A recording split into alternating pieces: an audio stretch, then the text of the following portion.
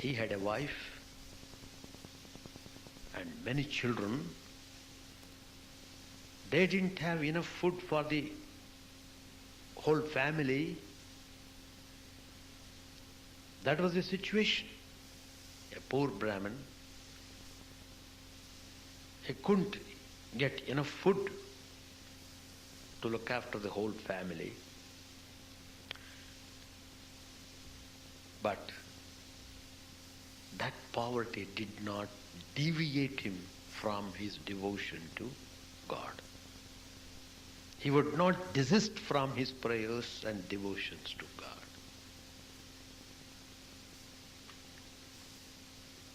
Even though he was tutored by his own wife to ask Sri Krishna to help remove their poverty, Sudam went with that purpose to Dwaraka to meet Lord Krishna. But then he totally forgot to ask for removing the poverty in the home. It never occurred to him. When he saw Krishna, he was in total ecstasy. These are the examples of those practicing selfless love for God. They dwell in the kingdom where from every nook and corner, every leaf and flower cometh the mystic chant, Thy will be done. Thy will be done. Like birds, we have come to this earth plane from a distant shore. Our stay here is for a brief while. Let us therefore, without delay, make it radiant with loving service to those in need. Let us pray to all merciful God, O Lord, beloved of this aspiring heart, make me useful, make me loving, make me humble, make me pure, and make me a channel of Thy love in this world of suffering and pain. So, the main teaching which Sri Ramakrishna gave, which I read in my last class, is unselfish love of God we should cultivate. Unselfish love of God. The more you practice it, the more you become peaceful and joyful.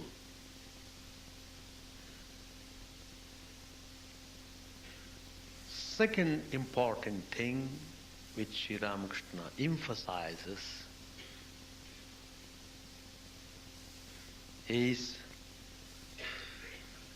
that we shouldn't allow the bad thoughts which would excite passions to enter into the doors of your mind. Very important. Sometimes such thoughts try to creep in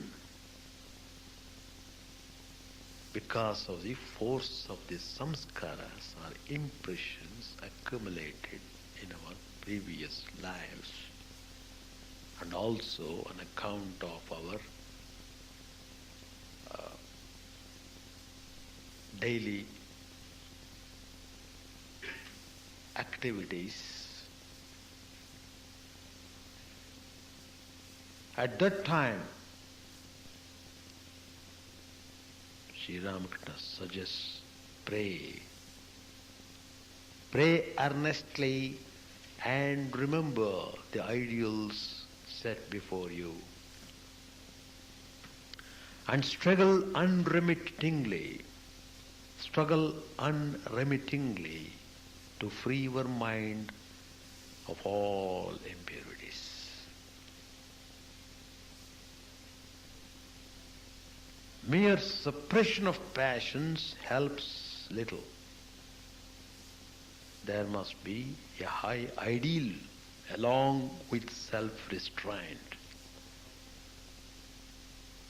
Without a high ideal, the passions will find another outlet. You must give them a new direction. Then you will be automatically rid of them.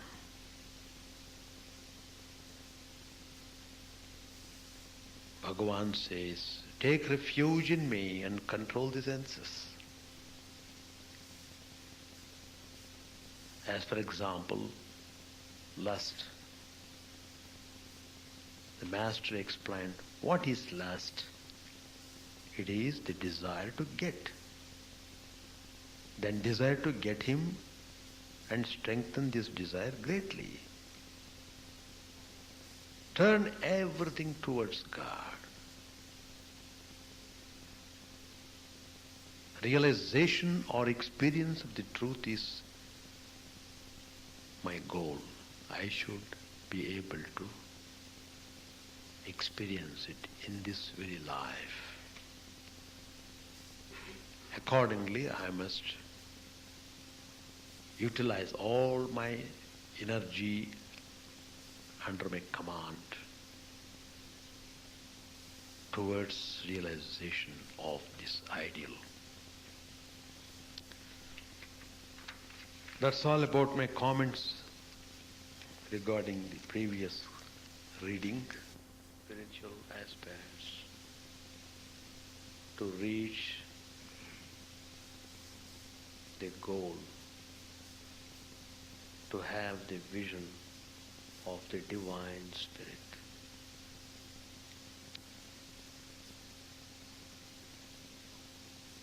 Just now I have chanted peace mantras.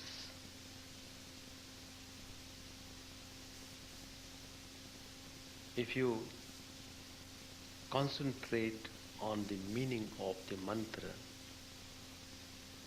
it becomes clear that you will get peace only when the ignorance is dispelled.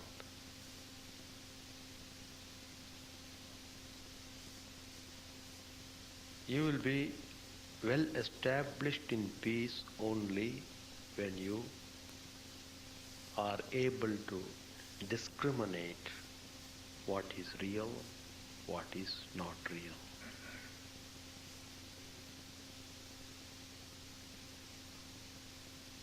You will be able to reach the goal if you are well established in your convictions about spiritual ideas and when you are ready to give up everything that is falsehood.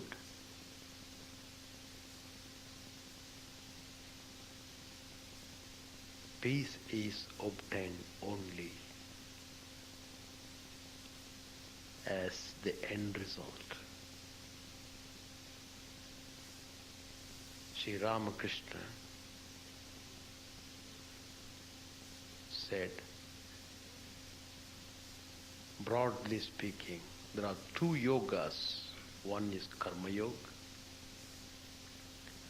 another is mano yoga. Karma yoga deals with action. engaging yourself totally in intense activity.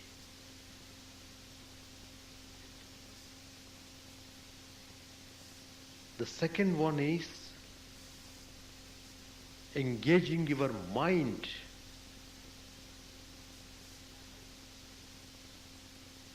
in the spiritual ideas.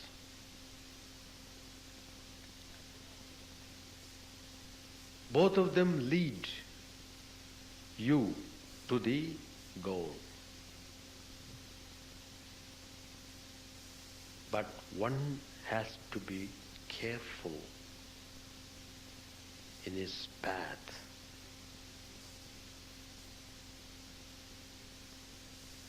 Slight carelessness means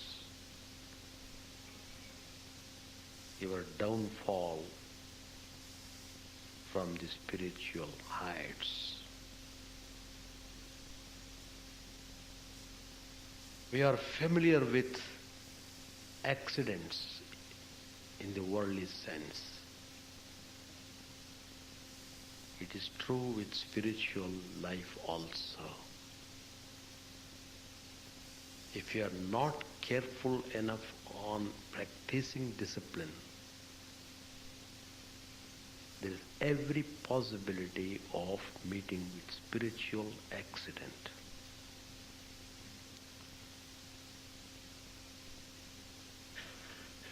So Sri Ramakrishna tells very clearly,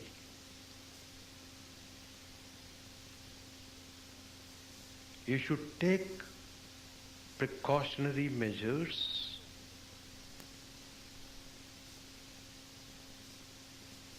right before it goes beyond your control.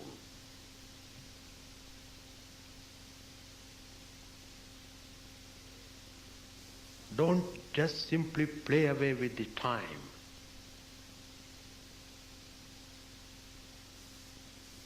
Now the time is for me to enjoy this world. If you think that way, you will be lost in the current of enjoyment.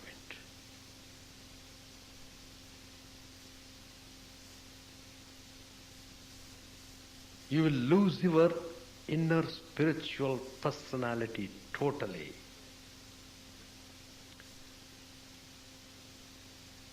The effect of enjoyment is such that it doesn't allow you to rise you towards the reality. It binds you more and more. The more you are seeking to enjoy, the more you are binding yourself tightly to the world.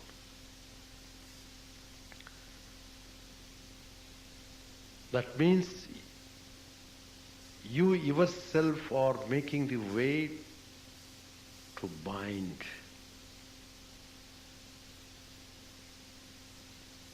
You yourself have become the cause of bondage.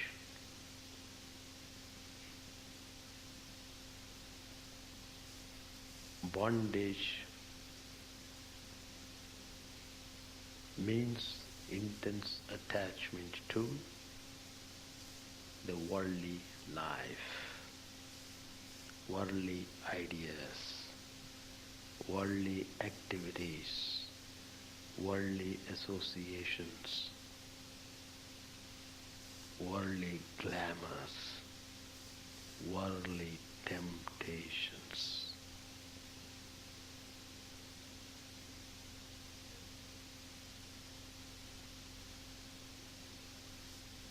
If your mind doesn't become absorbed in divine spirit,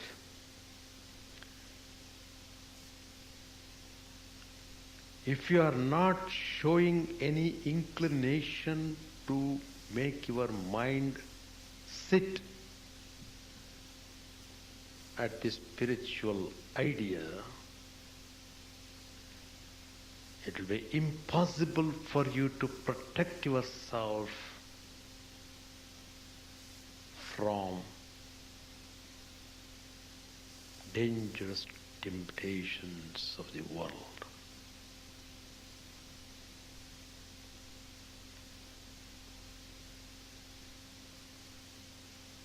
If you are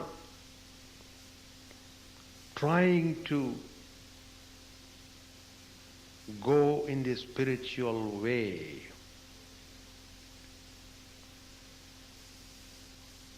as you keep on making progresses on the path of spirituality,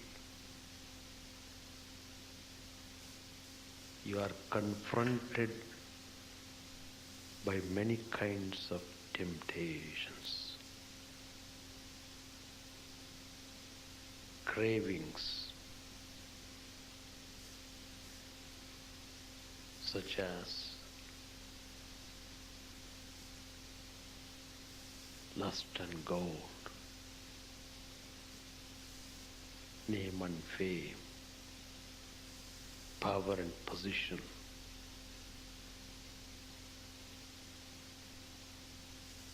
All these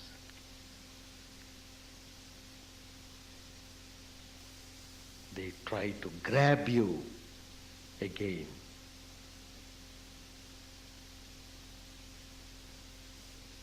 If you just show any slightest inclination towards these,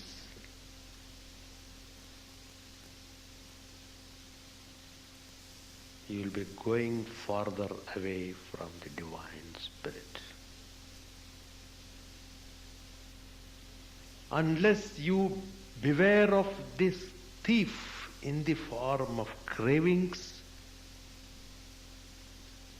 he will steal all the goodness in you, and you will drown in the bottomless ocean of worldliness.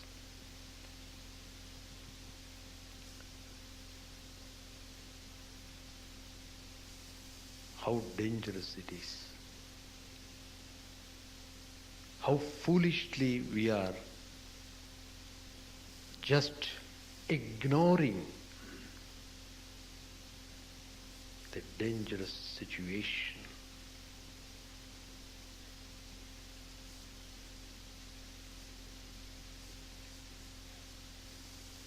The tempting objects of the world lie before your eyes in all their glittering and delusive splendor, so that you feel no need even to consider the probability of anything higher or grander.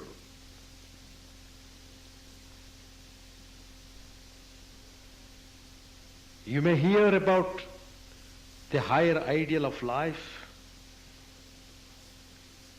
You may be attending Tuesday classes regularly. The spiritual ideas may constantly touch your ears, but you rationalize by asking yourself, what guarantee there is that God can be known, or that a greater joy can be reached?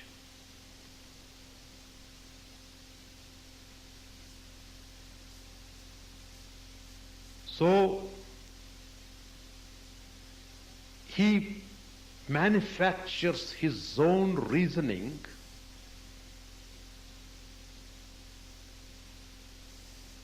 and sees no reason why he should give up today's pleasure for tomorrow's promise.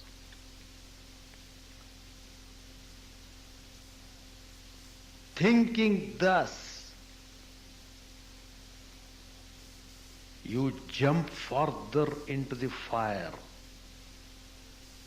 until burnt, until frustrated, until you realize your folly.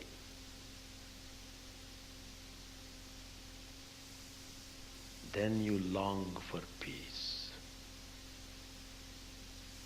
You run helter-skelter, searching for peace.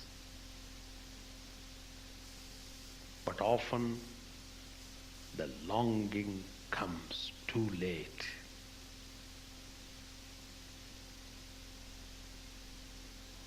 So enslaved your mind has become, even though you may earnestly desire to change your ways, you are helpless to do so in this life.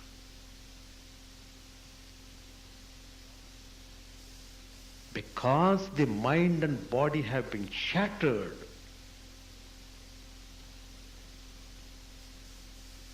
and now you can't discipline them.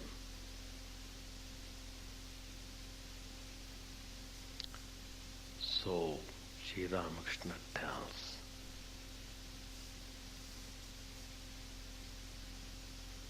don't be carried away by all these dirty temptations of the world. The world is full of temptations which arouse passions. Every day you will see 99% of the people rushing in mad pursuit after sensual pleasures. That means the mind is in constant danger of becoming contaminated.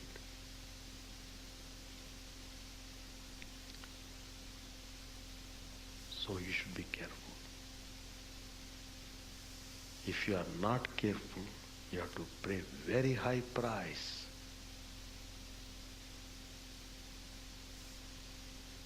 So Sri Ramakrishna tells you, engage your mind in thinking good thoughts. Instill spiritual ideas into your mind. Somehow try to get interested in study of these books, good to you, and discussing uplifting subjects. Without giving any reason or arguments, try to spend some time in worship of God,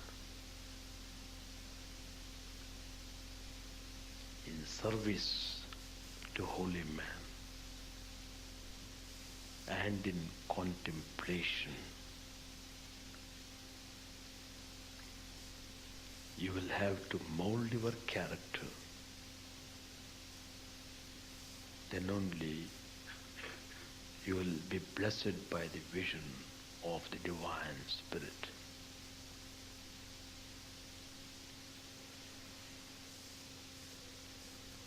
Swami Chidananda ji, one of the great disciples of Sri Ramakrishna,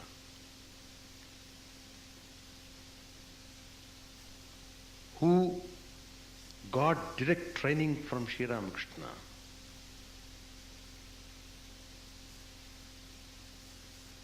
and who got illumination in the very life.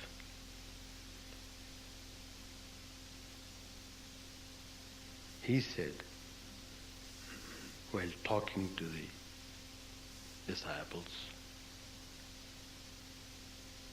what we see in this world,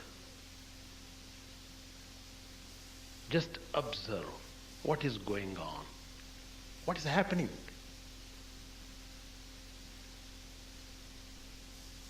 People are absorbed in sense enjoyment, eating, sleeping and sexual pleasure. Whole life is gone in this way. Sri Ramakrishna used to say,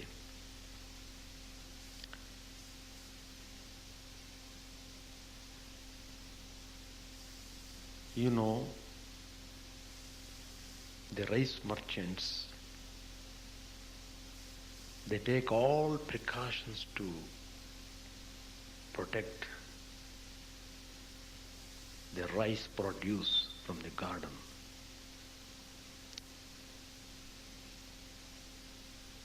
If they don't take properly, if they don't take care of it properly, the whole rice will be destroyed by the rats. So what they do, they put parched rice, etc. at the very door, so that the rats enter the storeroom. But they not touch the rice, but they are just being engaged in eating the parched rice. As soon as the rats come, what do? They set themselves to eating those things, what is scattered around. Inside there are the bags of rice, but the rats get no scent of them in any manner, because their whole attention is on the scattered parched rice outside. They are not aware. Huge stock of rice is there in the store. In the same way, Maya, the power of illusion, the power of ignorance, has kept man deluded with tempting things, gold and lust.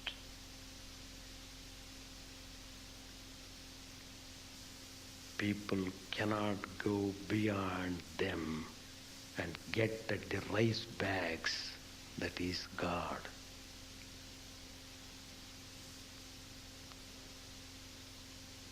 This world is like a labyrinth. Once one enters it, one finds no way out. Entry only, no exit. With human birth, there comes an opportunity to get out. But of what avail is it? Man forgets all, busy always with the things pertaining to the senses. Morning to night he's busy. As the day progresses, he becomes more and more busy.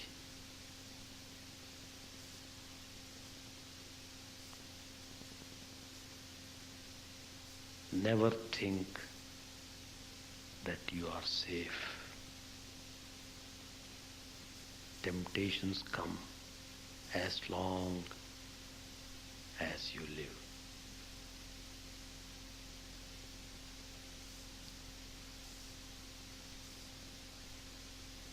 There is a statement in the Yoga Vasishta.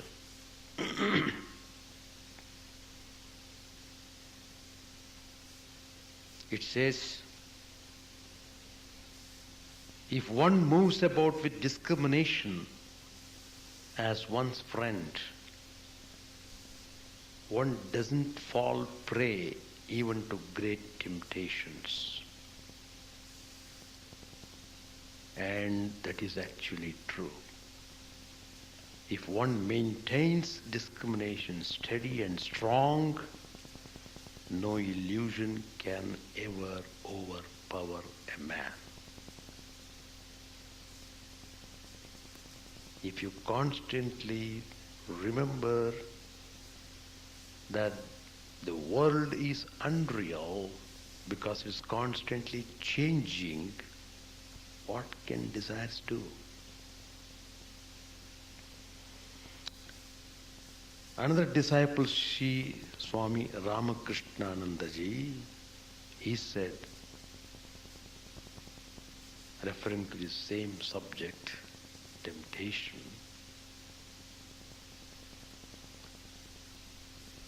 samsara is a place of great temptation.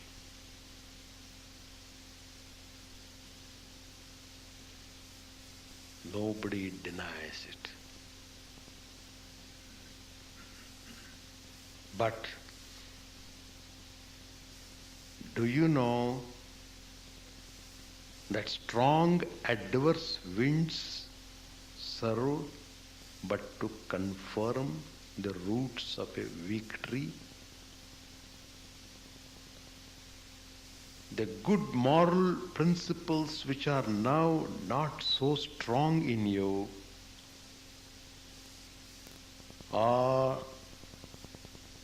are sure to get firmly rooted by an incessant struggle with temptations. So, Sri Ramakrishna tells, always have good association. Very important. You must position yourself in proper environment, situation. You must have certain climatic conditions to evolve yourself spiritually. You can't expect spiritual revolution in marketplace, in a bar, in a restaurant.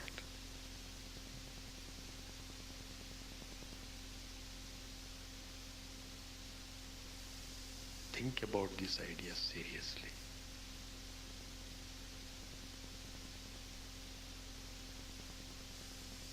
Whatever the span of life we have got, how much time is already spent in so many things. Still we are not learning. What a tragedy. Well, there is no way. Everybody wants to get himself burnt, then learn the lesson. All right? Have a great fun. Have a great fun. So with these comments, I close my comments about my last reading, so that we can have a clear vision of the Divine Spirit.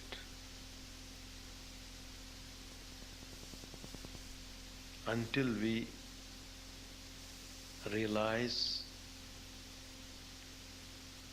until we see directly, face to face, the divine form,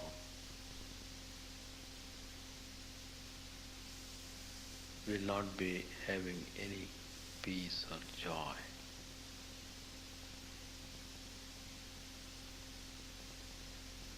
So, somehow we should try at most, in spite of all limitations, to see God, to see Him, to talk to Him. It's only when you are able to communicate with Him, then you will enjoy immense peace and joy.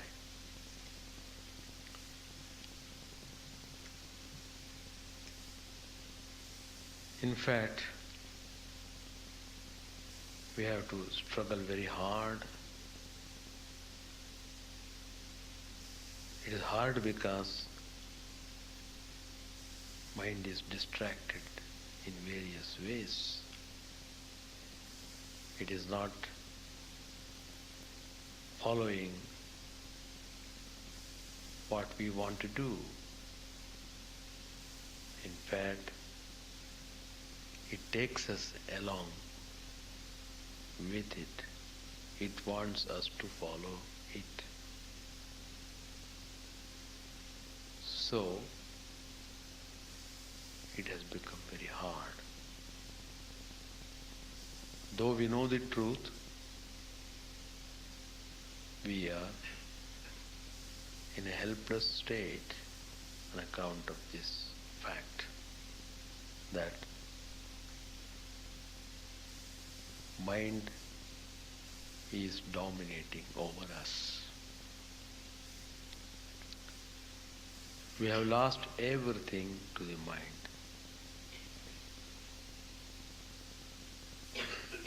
So, as long as we give position to the mind as the ruler of our destiny, then there will be always suffering. So, Mahatma's incarnations, they come to show the way clearly how this mind should be properly trained.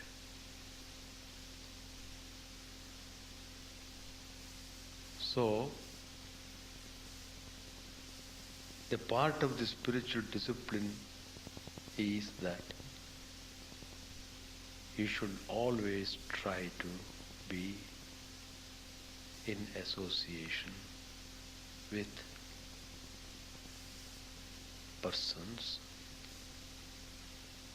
living practical spiritual life. That is to say, your visits to temple, to ashrama, to the people with whom you have confidence must be more and more regular. Then it becomes possible to have some kind of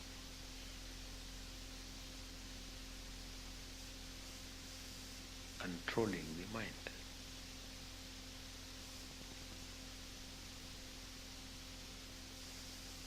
Sri Ramakrishna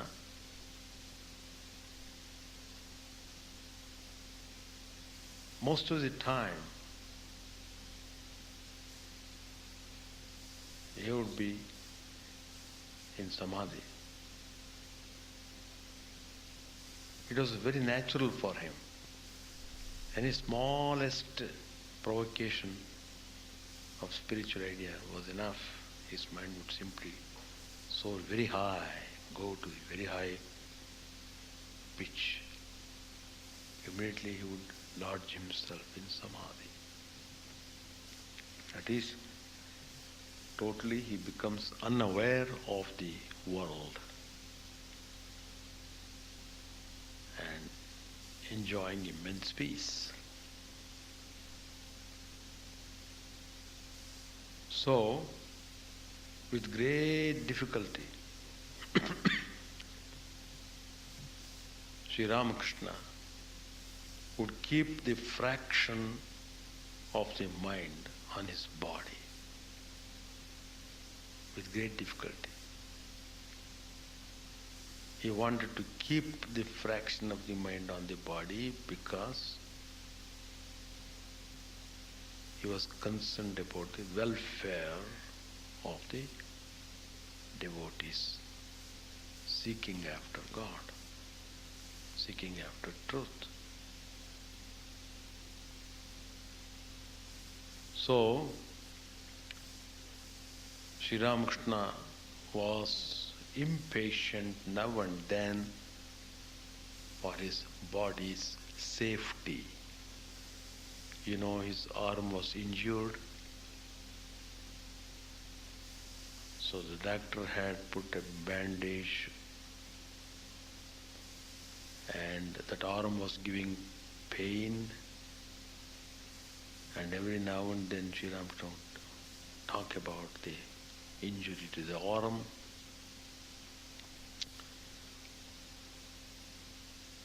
So,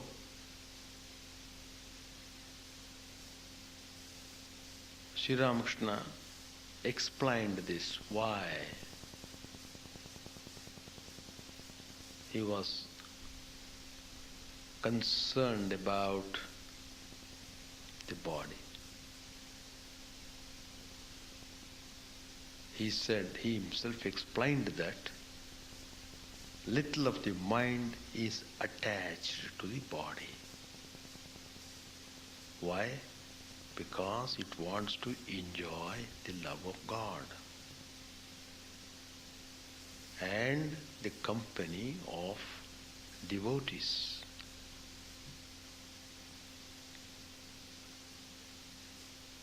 So, love of God, that's a very important point which we should try to cultivate in our life. There are many things told in the Gospel. There was Nirvanashtaka.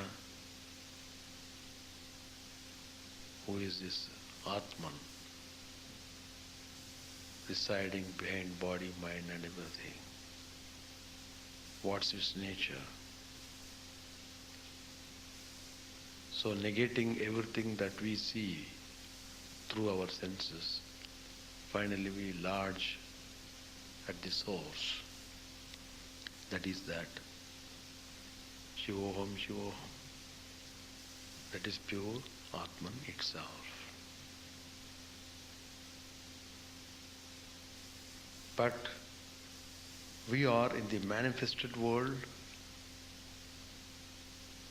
It is true that we should know that absolute reality, the nature of that absolute reality is like that.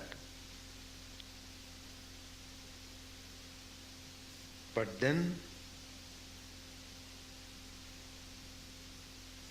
how to, first of all, experience peace of mind? So Sri Ramakrishna is showing the path of love. Love and devotion. If these things are there, that gives the result of whatever yoga you practice. And God would be immensely pleased by your love and devotion. That is the purpose of prayers. Every day we do prayer, every day we do meditation. Every day we try to do some kind of austerity, trying to keep the senses in a controllable way. All these things lead to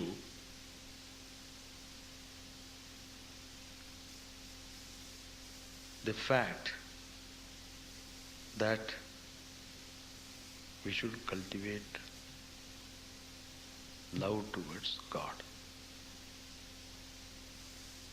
In fact, God has created us in this world so that we may love Him. If we know this fact, then you will be always wonderful. Loving God is primary. Everything else is secondary. Everything else you love in this world because you love God. So you love everything else. It should be that way.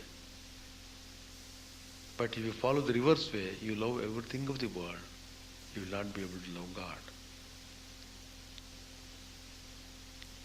So, Sri Ramakrishna himself led that life of practice of what he said, singing the divine name, praying to him constantly,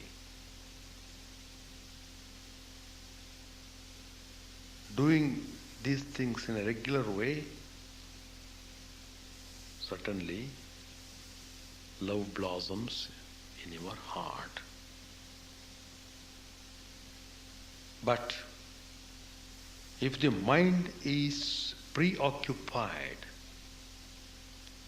with sensual things, you can't have real love for God.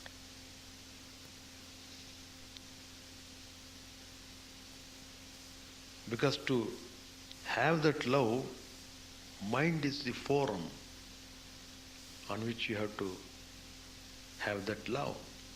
But if that mind is given to something else, how can you have the real love? So, varieties of spiritual practices are prescribed. All these are meant for the purification of the mind. When the mind is purified,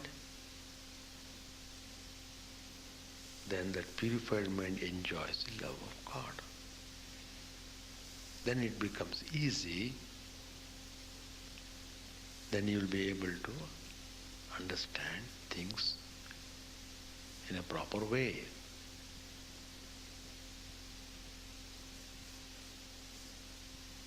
But what is happening in our day-to-day life? If we observe, we find mind is sitting on the worldly things.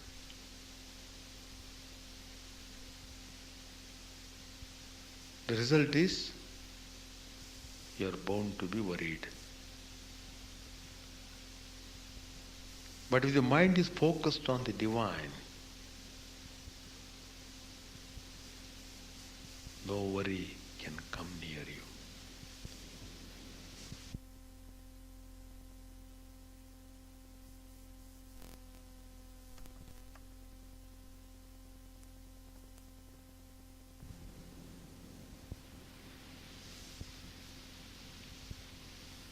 Whatever the worry that is already there in the mind goes away itself, being unattended.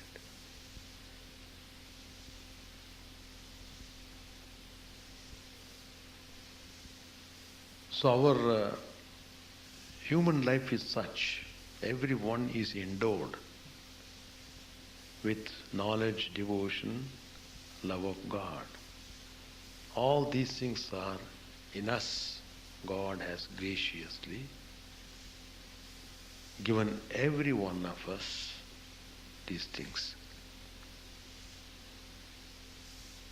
So our work should be how to bring them out.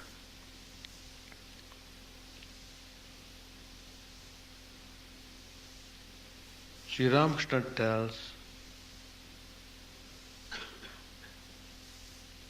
God loves his devotees.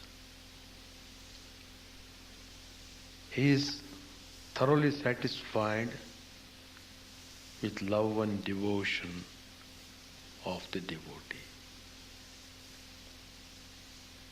And God gives anything that the devotee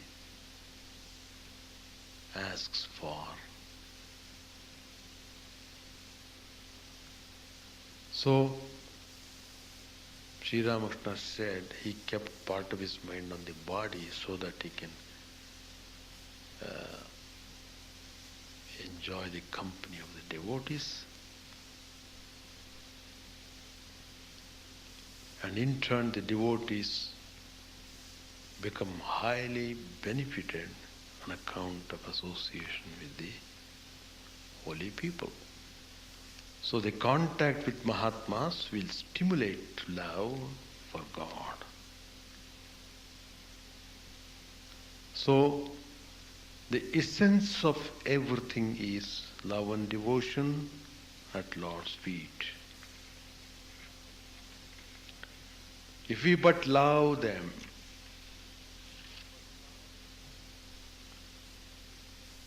we will have accomplished everything. So, of course, Sri Ramakrishna has said these ideas again and again to devotees who come to him. At every opportunity he tells the importance of holy company, etc. The reason is that holy company is effective because it generates love of God.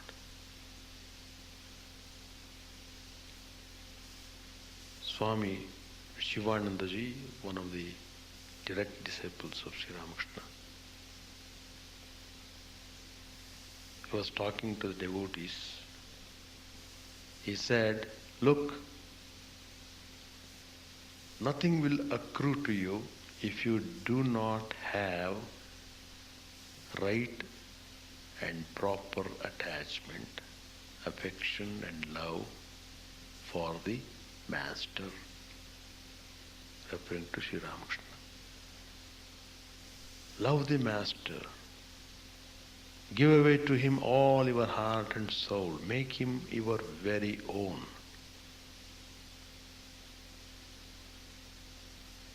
So when you are able to practice it, then you will find love rises in the heart and the heart will be filled with joy. The joy is the indication of love towards God.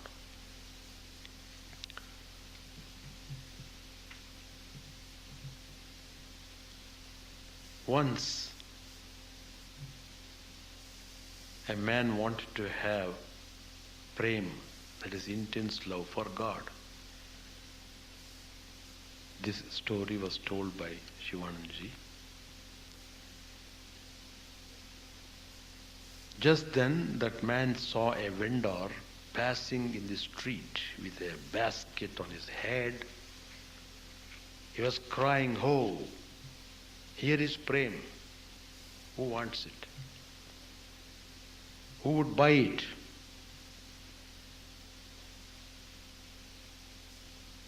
Hearing this, some children immediately came out and cried, "Let us eat prem." Probably prem is also a kind of sweet. It's named after prem. Anyway, children looked with that view of eating something that is sweet. But there were elderly people also who also called out, "We also need prem." At this, the vendor lowered the basket from his head and said to them, "Come, let me know how much prem each of you will have. I sell it by weight. How much do you want? A pound, you say?" Then he drew a sharp knife. "Here, give me your head, and I shall return you as much prem as your head weighs." If you want prem, this is the price you must pay, your head. Verily, never has spirituality been attained by mummery. by empty words. Sacrifice. Terrible sacrifice of one's own life is the price for it. So this story was told by Shivanandaji. How far you are able to totally dedicate yourself to Master. You must try with all the might of your body, mind and heart to love God, to be melted into His love and to become absorbed in Him.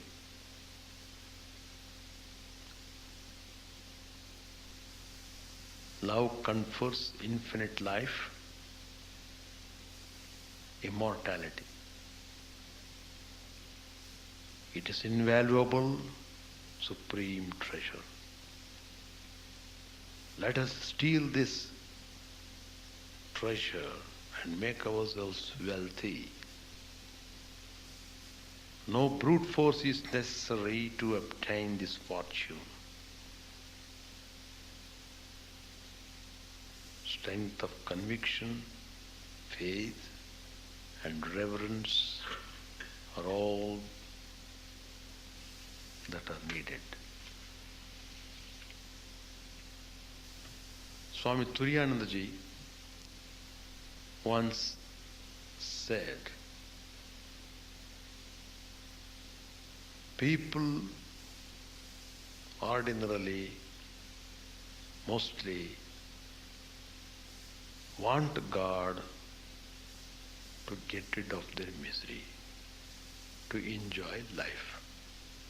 Oh, why God has put me in this terrible condition. So his concern is this terrible condition must be removed. For that he wants God.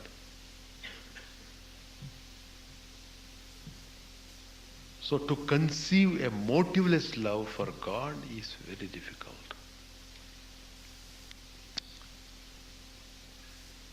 There was a man known to Swami Chidananda who used to cry for solitude. But one day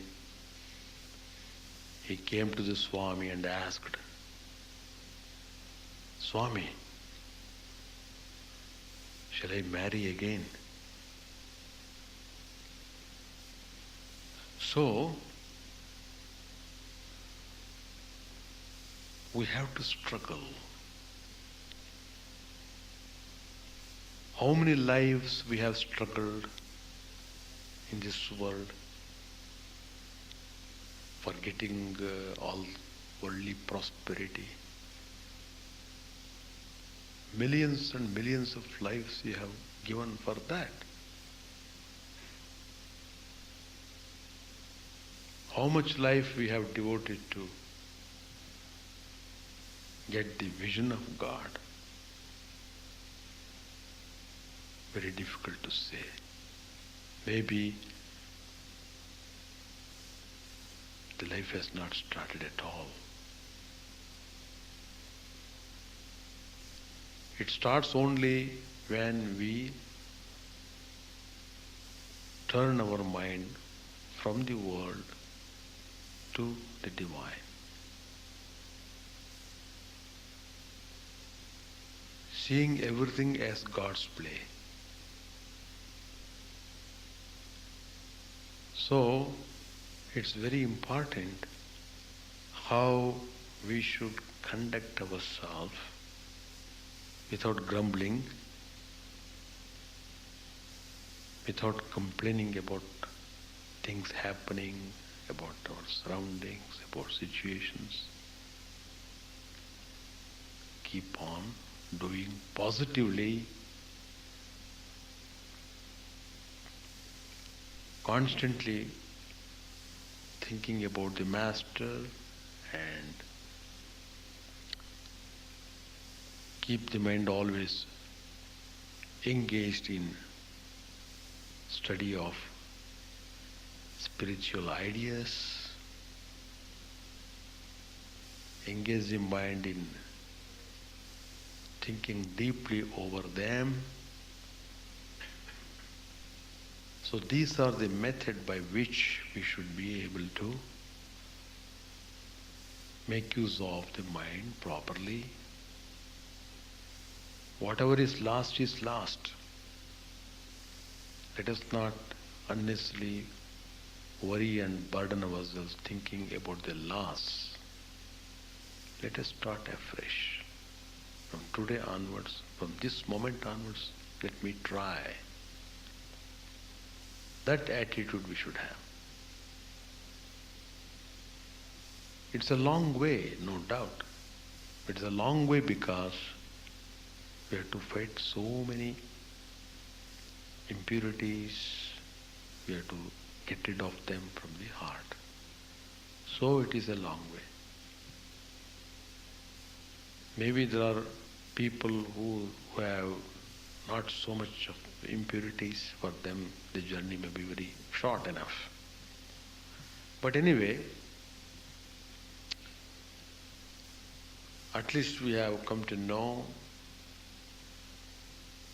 the fact that the human life is given to us to love God. Let us develop love towards Him. Let us try to conduct ourselves in a way that our love grows in the heart. That's the method how we should conduct ourselves. That's why we should keep on doing spiritual practices. Sometimes we may like them, sometimes it becomes mechanical, but even then, keep on doing them, then you will find remarkable freshness and joy also will come. Let us hope and have faith in the words of the Master and follow his teachings. We will be able to have the best result.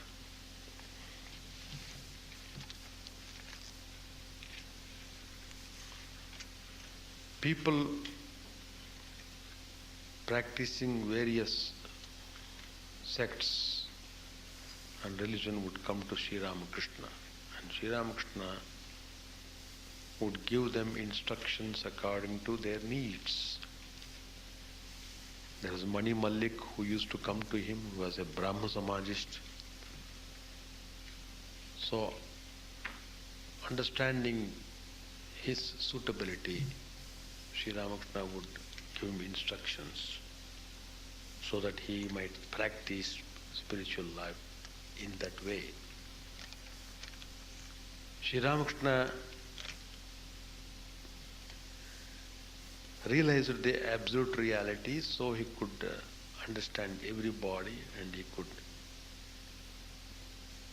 give prescription to everyone without any difficulty. He is called Bhavaroga Vaidya, the doctor who removes who cures all the diseases of the world, worldliness. Bhavaroga Vaidya. So, but the treatment varies from persons to persons. For some people, strong treatment is required. For some people, mild treatment. For some people, surgery. For some people, they have to wait for some time till anything could be done. So, you find in the Gospel, Sri Ramakrishna giving instructions to various types of people. But the essence he always stresses upon is that keep the mind away from the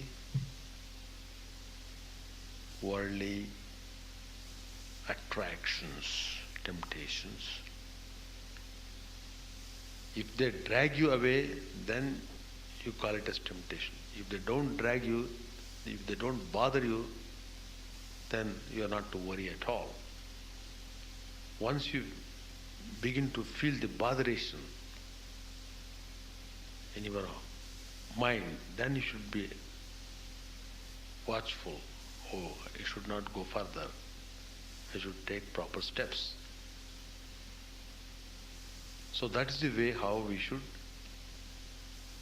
have our own control over ourselves. And Sri Ramakrishna has suggested that everybody should come more and more to the holy people and become associated,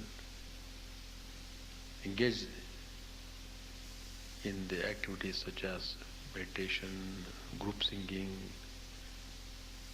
like that.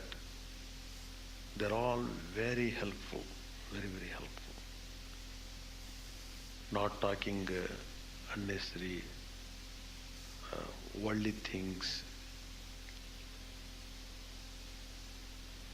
So if you try to maintain this way of life, in course of time you will be able to develop real love. Once that real love develops, then it comes like floods.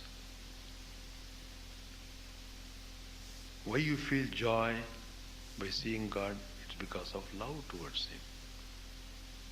It is that love that gives you joy. The Supreme God incarnate. Let us pray to Him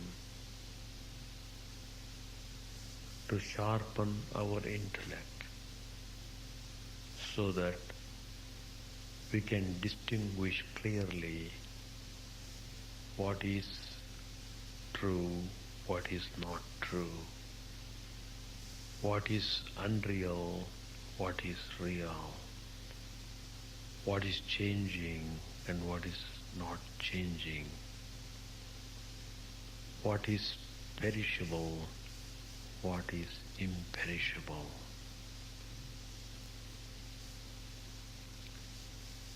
Let us pray to the Divine Spirit in the form of Sri Ramakrishna to light the lamp of knowledge in our hearts, to remove all ignorance clouding our heart.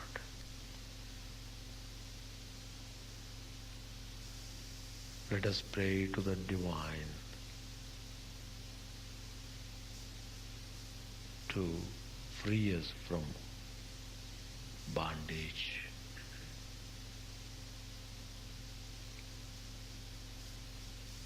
Let us know the mystery of death. Let us realize or experience our true nature of immortality.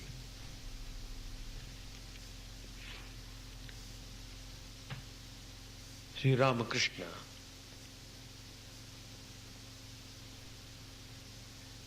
gave many instructions to various sections of people coming from various denominations. There were people who were worshippers of God with form. There were people who were worshipping formless aspect.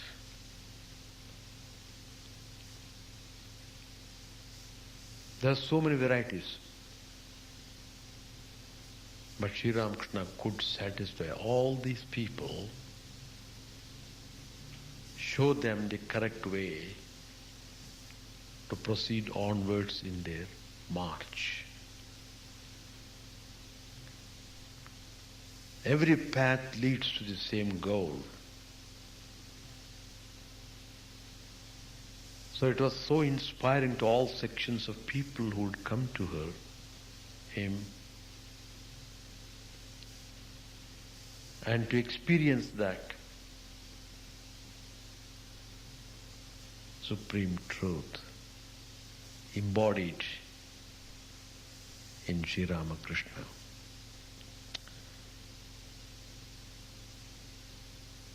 He has told the great spiritual truths in a very simple way.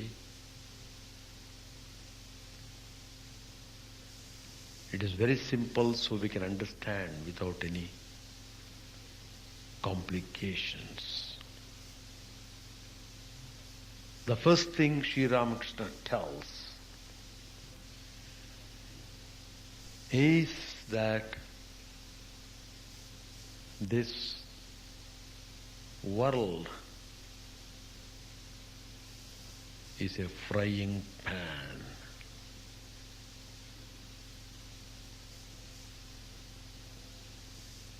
The whole play has been described in this one word, frying pan.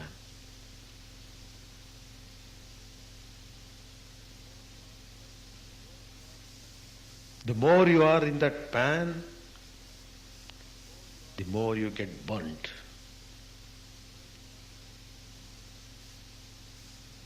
The nature of the firing pan, the frying pan's nature is to burn. It burns you nicely, squarely, fully, completely, wholly, so that nothing is left over. If you want to be burnt, wonderful, go ahead, get yourself burnt. If you want to hug the world, hug it by all means, enjoy it. Don't blame anybody. Don't show finger to anyone else. You have hugged it, so you are having the experience of it. That's what Sri Ramakrishna tells. How many difficulties, how many crises we come across in the life, still we cling on. We cling on to this ever-changing world. We never try to give up what is dangerous to us. We are so foolish. Even though the poison is getting into our system, we are completely, totally unaware of it. So, we have to pay a very high price for that. What is that price? Suffering. Suffering. You have to learn. There are so many ways of learning. You can learn through the teacher. You can learn by mere observation, just seeing what is happening in this world.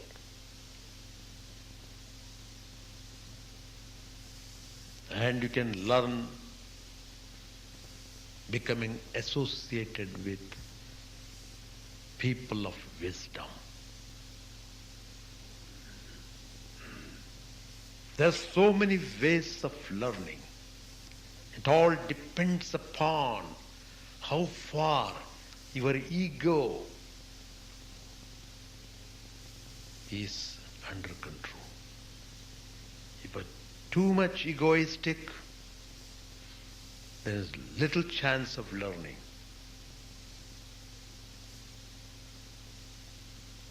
So, you have to judge yourself.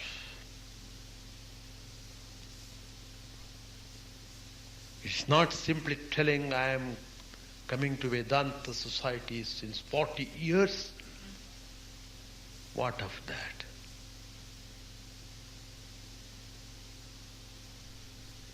During these 40 years of your experience, have you been able to conquer your ego? Have you become more humble and devoted? Have you become selfless and free from jealousy? Free from heart burning? What's the use if you don't improve your life? Putting attendance is not important thing. Of course, you are better than those who are not coming. That satisfaction you may have. But what about your life's fulfillment? What have you achieved during these 40 years of coming over here? When you come in the beginning, you are so soft, so tender, so loving, etc. Slowly you become more and more selfish, more and more arrogant, hardy. Oh, I am coming from 40 years to the Vedanta society. Who is this man coming yesterday talking to me this way? The serpent ego is nicely raising its hood. Sri Ramakrishna just laughs over it. What kind of spiritual sadhana these people are doing? So he compares this world to a frying pan. The more you are looking into the worldly things and worldly matters, the more difficult for you to turn to God. It is very simple. Worldly associations and worldly habits, they block the light of Atman shining in our heart.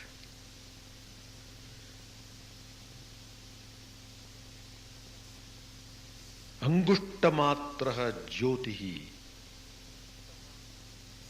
jvalante. It is said in the Mundaka Upanishad that divine spirit, it is dwelling in your heart, in the heart of the Christian, in the heart of the Hindu, in the heart of anybody, any being, animal, plant, any being. More so in the human being. It is manifesting in the form of light of the size of thumb.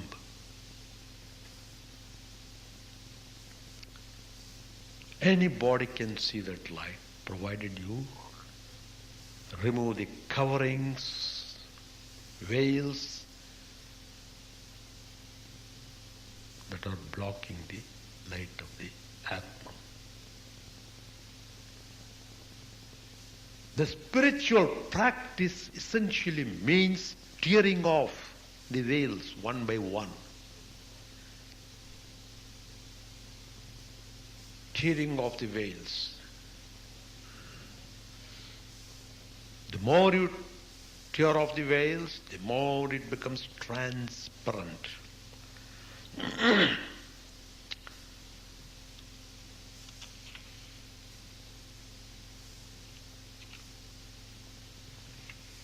That's what Sri Ramakrishna does. Don't get lost. Don't get burned. Don't reduce yourself to a state of utter helplessness and wretchedness by roasting continuously in the frying pan of the world.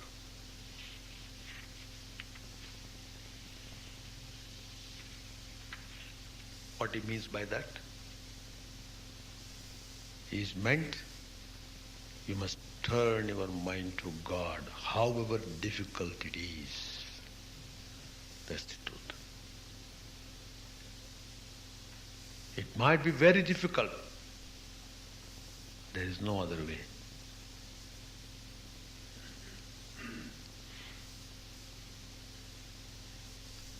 That's the first point which Sri Ramakrishna has said. Second point, Sri Ramakrishna is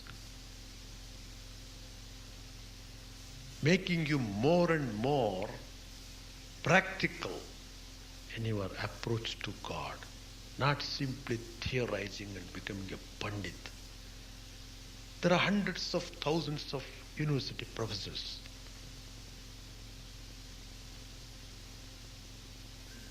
who can give volumes of lectures on all these metaphysical subjects. They can even produce research papers. They might have got PhDs, 4 PhD, 5 PhD. There was one person here who coming to the ashram who was having double PhD. So what? Unless you practice what you are talking about, it is useless. Instead of putting in the paper, you are putting in the mouth. That's all.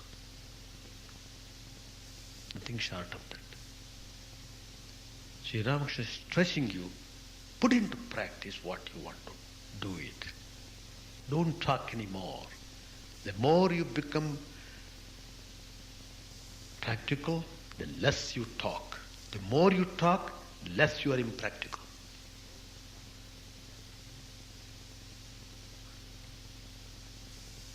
Be ready to take all these truths. Then you are called the true disciple of Sri Ramakrishna. You have received the mantra of Sri Ramakrishna. How you are nourishing that mantra? How far you are doing meditation and also? How far you are practicing all the necessary essentials required for making your meditation successful?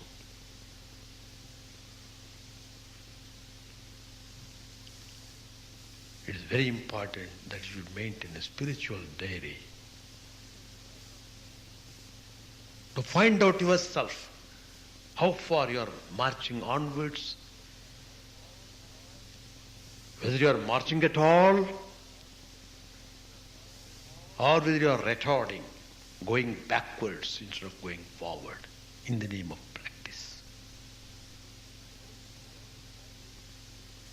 The more you practice you do, the more sattvic you must become in your behavior,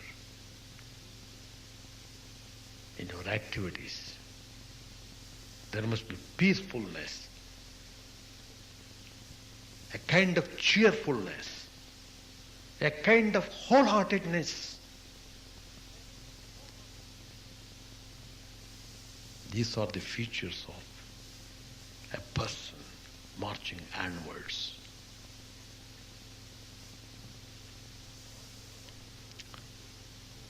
The one thing needful is to know how to cross the river of the world.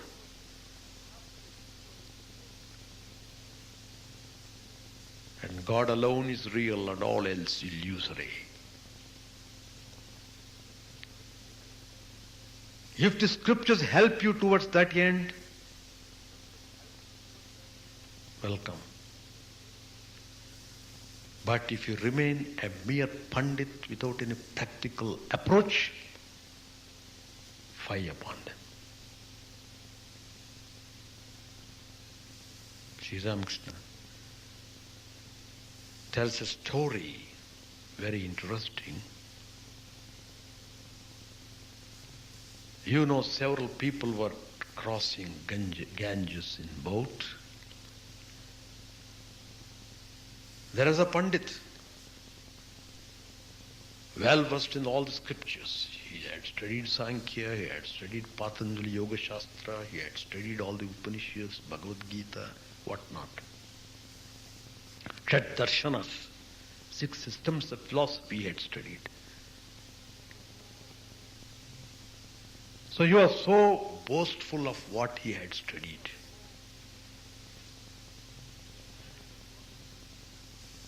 And he was always very eager to blurt out, to talk something.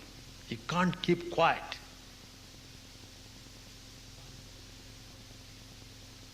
Even if there is nobody, he will talk to wall.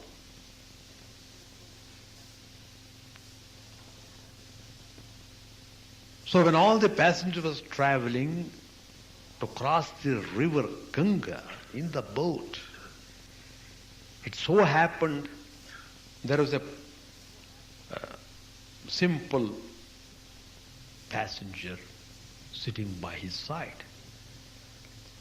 He was sitting by himself contented, not desiring anything to be heard or to be talked to. He was content in his own way. But this Pandit was restless because he wanted to show his scholarship. I am a big Pandit. I am 10 PhD. Why should I not share my knowledge with these people? What do these people know? So he began to coax that passenger. Do you know Sankhya? Have you studied Patanjali Yoga Shastra?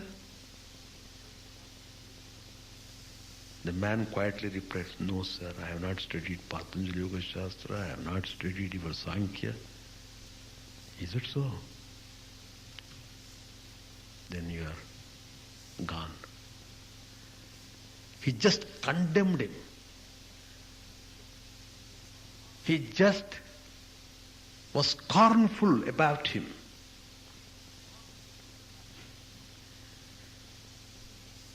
And he said he had spent his life in vain.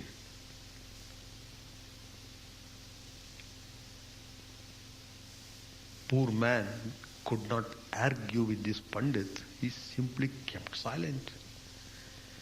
It so happened at that time, a great storm arose, big storm.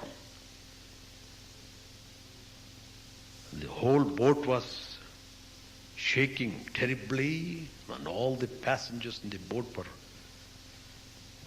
frightened. The boat was about to sink. Then this simple passenger asked the Pandit, "Sir, do you know how to swim?"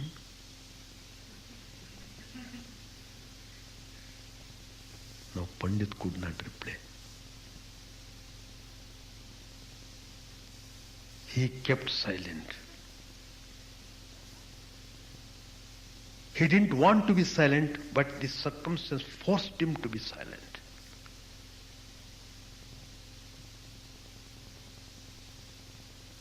It's called silence of restlessness.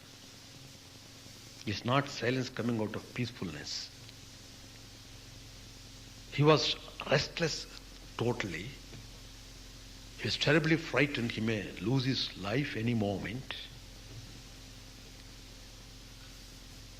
So he said, "Well, I don't know how to swim." Then the passenger said quietly, "Sir, I don't know your Sankhya, Patanjala and Shadarshanas, all those systems of philosophy, but I can swim. I know how to cross this river, though I might not have studied the scriptures. In your case, you have studied all the scriptures, but you don't know how to cross." What a fine story Sri Ramakrishna has given. What a wonderful lesson we have to draw from it. It doesn't mean that we should not study. It doesn't mean that. Don't mistake that way. What is Sri Ramakrishna saying is, alongside, along with studies, do practice side by side. Do practice side by side. Don't simply become dry pandit, morning to night simply arguing some dry subject. No.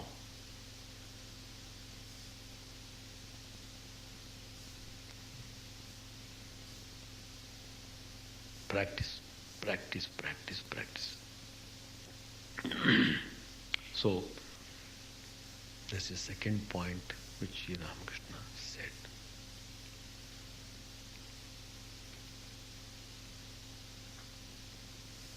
Now,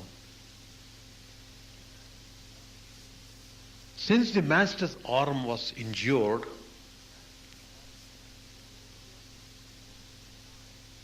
he was most of the time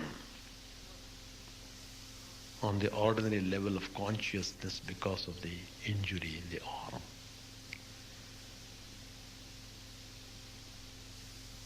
Now he was finding joy in a different way. How? He was now finding joy in the Naralila. Naralila. That is the human manifestation of God.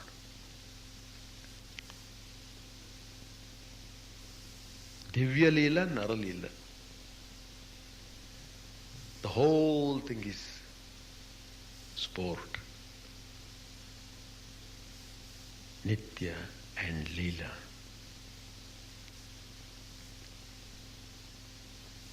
Is it easy to understand it? It is beyond the power of the mind to understand the devious ways through which God leads man to himself. God is at every one of us, though we are not at him.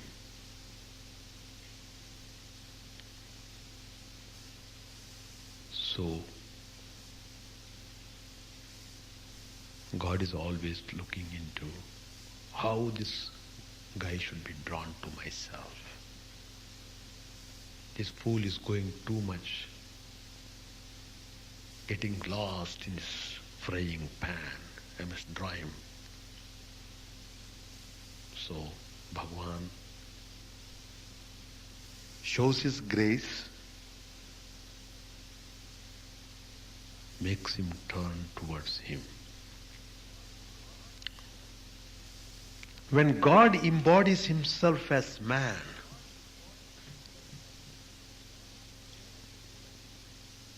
he does so for the good of the whole world, not for some particular area, for a few beings here and there. No.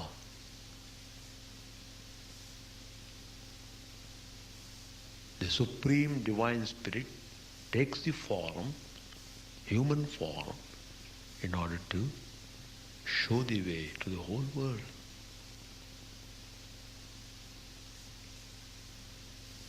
That's because of his pure compassion. Now I am talking about Ishvara, Vishwatma, Vishwaprabhu, Jagat Prabhu.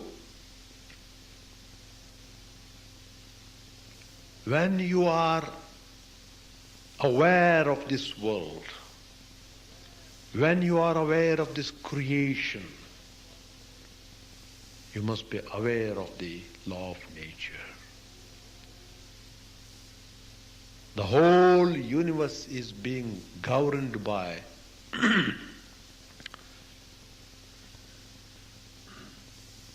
God with a special form. He may not be visible to us, to our gross eyes, but He is very much there. God is present in the form. Don't forget that. God is present in the form. To govern this creation, to see the creation goes on well. He retains that form, the divine form, full of love and compassion, supervising, directing all the activities of the whole creation, distributing the work to different aspects of power. So you find the galaxy of gods and goddesses, each one having a special power to look into the needs of the creation. Sun, moon, earth, these are all different forms of God, providing the needs of the people.